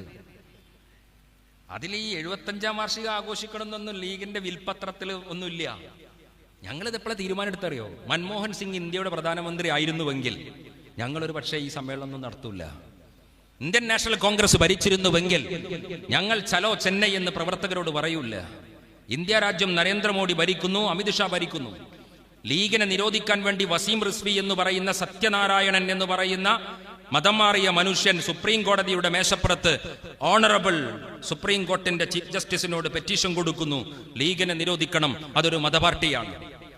ലീഗിനെ നിരോധിക്കണമെന്ന് പറഞ്ഞ് കൊട്ടേഷൻ കൊടുത്ത്, എവിടെ കൊടുത്ത്? ലോക്കൽ പോലീസ് സ്റ്റേഷനിലല്ല, വില്ലേജ് ഓഫീസർ അധികാരിന്റെ അടുത്തല്ല, chief justice of India, supreme കോടതിയുടെ പരമോന്നത നീതിപീഠത്തിന്റെ മുഖ്യ ന്യായാധിപന്റെ മേശപ്പുറത്ത് IUML കൈൻഡ്ലി ബാൻ IUML എന്ന പെറ്റീഷൻ വെക്കുകയാണ്.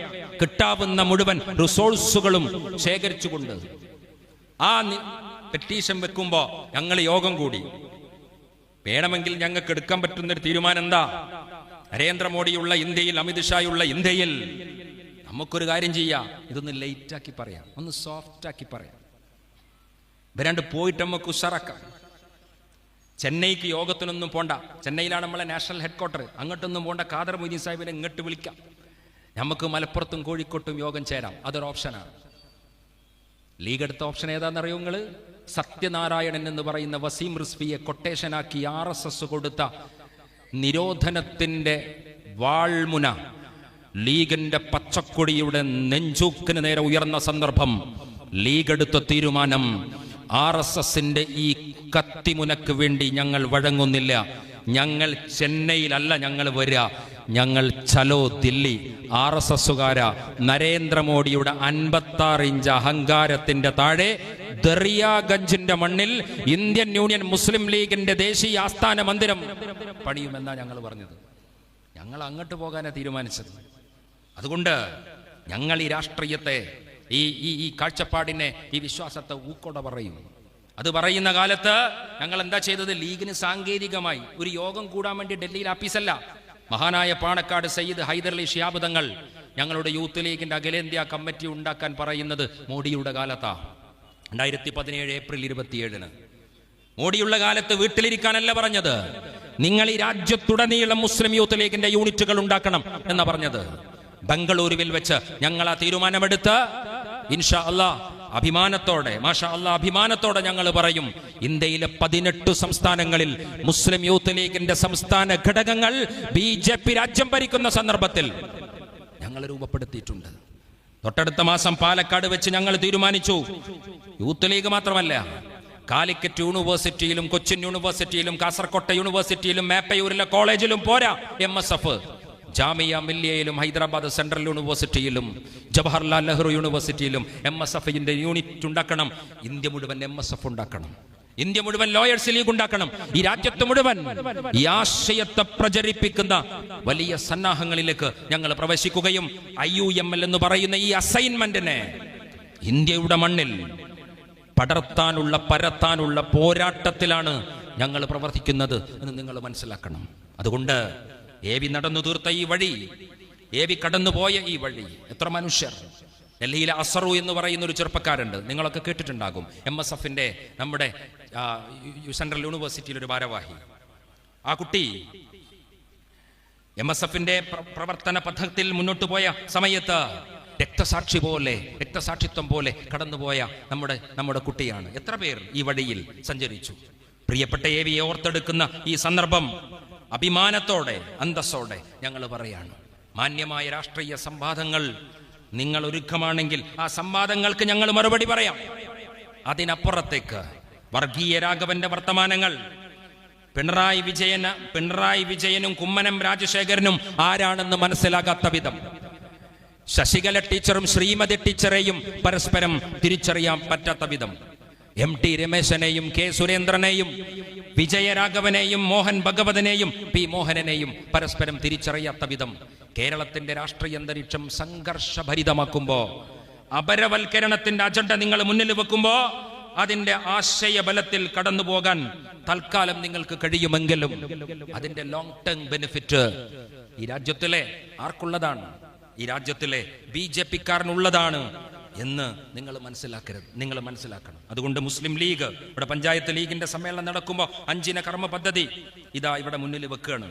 ഇവിടുത്തെ പഞ്ചായത്ത് കമ്മിറ്റിയുടെ തന്നെ ധനസഹായ പദ്ധതി ഉണ്ട്. മതം നോക്കിയിട്ടല്ല ഞങ്ങൾ കൊടുക്കുന്നത്. കേരളത്തിലെ ഇവിടുത്തെ സ്കൂളുകളിൽ പത്ര പദ്ധതി, ഇവിടുത്തെ മറ്റ് പ്രൊഫഷണൽ വിദ്യാർത്ഥികൾക്കുള്ള സ്കോളർഷിപ്പ്, ഇതൊന്നും ഞങ്ങൾ മതം നോക്കിയിട്ടല്ല ഞങ്ങൾ കൊടുക്കുന്നത്. പ്രിയപ്പെട്ട പാണക്കാട് സയ്യിദ് സാദിഖ് ശിഹാബ് തങ്ങൾ വത്തിക്കാനിൽ പോയി മാർപ്പാപ്പയുടെ കരം ചേർന്ന് പിടിക്കുന്നു. ഇവിടെ മേപ്പയൂരിൽ തിരുവമ്പാടിയിൽ പ്രിയപ്പെട്ട AV ജയിക്കുന്ന കാലം മാപ്പിള സമൂഹം മാത്രം വോട്ട് ചെയ്തിട്ടാണോ? ഈ നാട്ടിലെ ക്രൈസ്തവ സഹോദരങ്ങൾ അവർ ചേർത്തു പിടിച്ചിട്ടാണ് AV തിരുവമ്പാടിയിൽ നിന്ന് രക്ഷപ്പെട്ടത്. ഞങ്ങൾ ഈ മണ്ഡലങ്ങളിൽ നിന്നൊക്കെ ജയിച്ചത് മഹല്ല് കമ്മിറ്റിയുടെയും മദ്രസ കമ്മിറ്റിയുടെയും പിന്തുണ കൊണ്ട് മാത്രമല്ല, ക്രിസ്ത്യൻ ഇടവകകളുടെ പിന്തുണയുണ്ടായിട്ടുണ്ട്. അത് ഞങ്ങളുടെ പൊളിറ്റിക്കൽ ക്രെഡൻഷ്യലാണ്. ആ ക്രെഡൻഷ്യലിന്റെ പുതിയ കാലത്ത് ആവിഷ്കാരമാണ് വത്തിക്കാനിലെ ക്രൈസ്തവ സഹോദരന്മാരുടെ പരമോന്നത സഭയുടെ അധ്യക്ഷന്റെ കരം ചേർത്ത് പിടിച്ച് തങ്ങൾ പറഞ്ഞത് എന്താണ്? മേപ്പയൂരിൽ നിൽക്കുമ്പോൾ ഞങ്ങൾക്ക് പറയാനുള്ളത് അതാണ്. നിങ്ങൾ ബത്ലഹേമിലെ നക്ഷത്രത്തിന്റെ പുൽക്കൂടിന്റെ വഴിയിലാണ് മാർപ്പാപ്പ, ഞങ്ങൾ ഹിറാ ഗുഹയിലെ പ്രകാശധാവള്യത്തിന്റെ വഴിയിലാണ്. നിങ്ങൾ ജീസസ് ക്രൈസ്റ്റിന്റെ യേശുക്രിസ്തുവിന്റെ സുവിശേഷത്തിന്റെ വഴിയിലാണ്. ഞങ്ങൾ മുഹമ്മദുർ റസൂലുള്ളാഹ് സല്ലല്ലാഹു അലൈഹി വസല്ലമയുടെ പ്രവാചകത്വ വചനങ്ങളുടെ വഴിയിലാണ്. ആ വഴിയിൽ നമ്മൾ സഞ്ചരിക്കുമ്പോൾ മനുഷ്യനെന്നു പറയുന്ന സമസ്യയെ, പ്രശ്നത്തെ നമ്മൾ അഡ്രസ്സ് ചെയ്യേണ്ടതുണ്ട്. ആ പ്രശ്നത്തെ നമുക്ക് അഡ്രസ്സ് ചെയ്യാൻ നമുക്ക് കഴിയണം. മനുഷ്യന്റെ പട്ടിണിയെ, അവന്റെ ദാരിദ്ര്യത്തെ, അവന്റെ പ്രശ്നത്തെ അനുഭവിക്കാൻ നമുക്ക് പറ്റണം. ഹദ്രാസിൽ ഞങ്ങൾ പോയപ്പോ വാൽമീകി സമുദായത്തിൽ ഒരു പെൺകുട്ടിയെ ക്രൂരമായി പിച്ചു ചീന്തി കൊന്നപ്പോ ആ വീട്ടിൽ ഞങ്ങൾ ചെന്ന് സംസാരിക്കുമ്പോ യോഗി ആദിത്യനാഥിന്റെ പോലീസ് ഞങ്ങൾ പറയുന്ന വാക്കുകൾ റെക്കോർഡ് ബട്ടണിന്റെ ഓണമർത്തി ഞങ്ങളുടെ വായിൽ നിന്ന് റെക്കോർഡ് ചെയ്യുമ്പോ ഞങ്ങൾ ആ ഭിത്തിയിൽ ഒരു ചിത്രം കണ്ടു. ആ ചിത്രം ശ്രീകൃഷ്ണ ഭഗവാന്റെ ചിത്രമായിരുന്നു. കൃഷ്ണ യഥാ യഥാ ഹി ധർമ്മസ്യ ഗ്ലാനിർഭവതി ഭാരത, കൃഷ്ണ ധർമ്മ സംസ്ഥാപനാർത്ഥായ, ഈ നാട്ടിൽ ധർമ്മം സ്ഥാപിക്കാൻ കൽപ്പിക്കപ്പെട്ടവനാണ് നീ എന്ന വിശുദ്ധ പ്രോക്തമായ വഴികളിലൂടെ കൃഷ്ണൻ സഞ്ചരിക്കുമ്പോ രാജ്യത്തിലെ ഹൈന്ദവ സങ്കല്പം എന്താ? കൃഷ്ണ നാട്ടിലെ എല്ലാ പള്ളിയിലും പോയിട്ട് മീറാബുമ്മ ശിവലിംഗം തപ്പ് എന്നല്ല പറഞ്ഞത്. ഞാനൊരു പ്രതീകാത്മകമായി പറയണം. അന്ന് ഇസ്ലാമും പള്ളിയും ഇതൊന്നും ഇല്ല, ഞാൻ പറയണം. അങ്ങനെയല്ല പറഞ്ഞത്. അതുകൊണ്ട് രാഷ്ട്രീയ പ്രവർത്തനം എന്താവണം? എന്നെ കേൾക്കുന്ന ഹൈന്ദവ സഹോദരങ്ങൾ, എന്നെ കേൾക്കുന്ന ക്രൈസ്തവ സഹോദരങ്ങൾ, എന്നെ കേൾക്കുന്ന മുസ്ലിം സഹോദരങ്ങൾ, മേപ്പയൂരിന്റെ ഈ ആകാശത്ത് ഞങ്ങൾ അവശേഷിപ്പിച്ചു പോകുന്ന വർത്തമാനം, ആദിയിൽ വചനമുണ്ടായി എന്ന ബൈബിളിന്റെ വചനം, ബൈബിളിന്റെ ക്രൈസ്തവ സഹോദരങ്ങളുടെ ആഘോഷത്തിന്റെ നക്ഷത്ര കണ്ണുകൾ അടക്കാതെ ക്രിസ്തുമസ് ആഘോഷത്തിന്റെ വർണ്ണങ്ങൾ തെരുവുകൾ കത്തി നിൽക്കുന്ന ഈ ഡിസംബറിന്റെ പശ്ചാത്തലത്തിലെ ജനുവരിയുടെ ആദ്യ വാരത്തിൽ ഈ സമ്മേളനം നടക്കുമ്പോ ആദിയിൽ വചനമുണ്ടായി. വഴക്കുകൾ പരിഹരിക്കാൻ വാക്കുകൾ മതി കല്ലുകൾക്ക് പകരം എന്ന് തിരിച്ചറിഞ്ഞ മനുഷ്യനാണ് പ്രപഞ്ചത്തിൽ ആദ്യത്തെ സാംസ്കാരിക മനുഷ്യൻ എന്നതാകണം നമ്മുടെ സംസ്കാരം. വാക്കുകൾ സൂക്ഷ്മമായി ഉപയോഗിക്കുക. ശിഹാബ് തങ്ങൾ പാണക്കാട് കുടുംബം വാക്കുകളെ പൂക്കളാക്കുന്ന കുടുംബമാണ്. നിങ്ങളോ വാക്കുകളിൽ നിന്ന് വാൾത്തലപ്പുകൾ രൂപപ്പെടുത്തുന്നവരാണ് നിങ്ങൾ. അതുകൊണ്ടാണ് ഈ കുറ്റവാളികളുടെ കൂട്ടക്കൊലകളുടെ കൊലക്കേസ് പ്രതികളുടെ കുടിയിൽക്കൽ ചടങ്ങുകളും അവരുടെ വിവാഹ ചടങ്ങുകളും അവരുടെ ആഘോഷങ്ങളുടെ തോളിൽ കൈയിട്ട് നിങ്ങൾ നടക്കുന്നത്. ഞങ്ങൾക്കത് നടക്കാൻ പറ്റാത്തത് അതുകൊണ്ടാണ്. അതുകൊണ്ട് രാഷ്ട്രീയം ഈ അർത്ഥത്തിൽ മനുഷ്യരുടെ ക്ഷേമപ്രവർത്തനത്തിന്റെ വഴിയാകണം. ആ ക്ഷേമപ്രവർത്തനത്തിന്റെ വഴിയിൽ ഇപ്പോഴീ അനുജന്റെ ചുമലിൽ പിടിക്കൂ. ഈ തെരുവിലൂടെ നടന്നു പോകുന്ന അനുജ സഹോദരന്റെ ചുമലിൽ പിടിക്കാനാണ് ലീഗ് ശ്രമിക്കുന്നത്. ഇപ്പോഴീ അനുജന്റെ ചുമലിൽ പിടിക്കൂ. ഇപ്പാപശിലയിൽ അമർത്തിച്ച വിട്ടു കരളിൻ കലക്കങ്ങൾ തെളിയുന്ന പുണ്യം ജ്വരമാണ്ടൊരുടലിനു ശാന്തി ചൈതന്യം. രാമ രഘുരാമ നാം ഇനിയും നടക്കാം, രാവിനു മുൻപേ കനൽ പാണ്ട് താടാം. രാമരഘുരാമ നാം ഇനിയും നടക്കാം, രാവിന് മുൻപേ കനൽപാത താണ്ടാം. ആ വഴിയിൽ നമുക്കിങ്ങനെ മനുഷ്യർ ചേർന്നു നിന്ന് നടക്കുന്ന മനോഹരമായ സങ്കല്പനത്തിൻ്റെ മനോഹരമായ ജീവിത പരിസരം സൃഷ്ടിക്കാൻ നമുക്ക് കഴിയട്ടെ. ലീഗ് പാർട്ടി തെരഞ്ഞെടുപ്പ് വരുമ്പോൾ മാത്രം മനുഷ്യൻ ആലോചിക്കുന്ന പാർട്ടിയല്ല. 365 ഔട്ട് ഓഫ് 365 365 ദിവസവും മനുഷ്യൻ ആലോചിക്കുന്ന പാർട്ടിയാണ്. ഞങ്ങളൊക്കെ കിടന്നുറങ്ങാൻ പോയാലും ഞങ്ങളുടെ കുട്ടികൾ കോഴിക്കോട്ടെ മെഡിക്കൽ കോളേജിൻ്റെ എമർജൻസി വാർഡിൻ്റെ മുന്നിൽ ആംബുലൻസുകളിൽ നിന്നുയരുന്ന നിലവിളികളെ ഏറ്റെടുക്കാൻ കാത്തു നിൽക്കുന്നുണ്ട്. തിരുവനന്തപുരത്തെ ക്യാൻസർ സെന്ററിന്റെ വാർഡുകളുടെ മുന്നിൽ കീമോ കഴിഞ്ഞ് വേദന അനുഭവിക്കുന്ന മനുഷ്യരുടെ കൂട്ടിരിപ്പുകാരായി ഞങ്ങളുടെ കുട്ടികളുണ്ട്. മേപ്പയൂരിലെ മനുഷ്യരെ ഏതു വഴിയാണ്? കൊലക്കേസു പ്രതിയുടെ തോളിൽ കൈയിട്ട് നിൽക്കുന്ന രാഷ്ട്രീയം പിണറായി വിജയന്റെ വഴിയാണ്. ക്യാൻസർ രോഗിയുടെ കീമോ ഉള്ള വേദനയുടെ കൂട്ടിരിപ്പുകാരൻ്റെ തോളിൽ കൈയിട്ട് നിൽക്കുന്ന രാഷ്ട്രീയം പാണക്കാട് തങ്ങളുടെ വഴിയാണ്. ജയ് മുസ്ലിം ലീഗ്. അസ്സലാമു അലൈക്കും.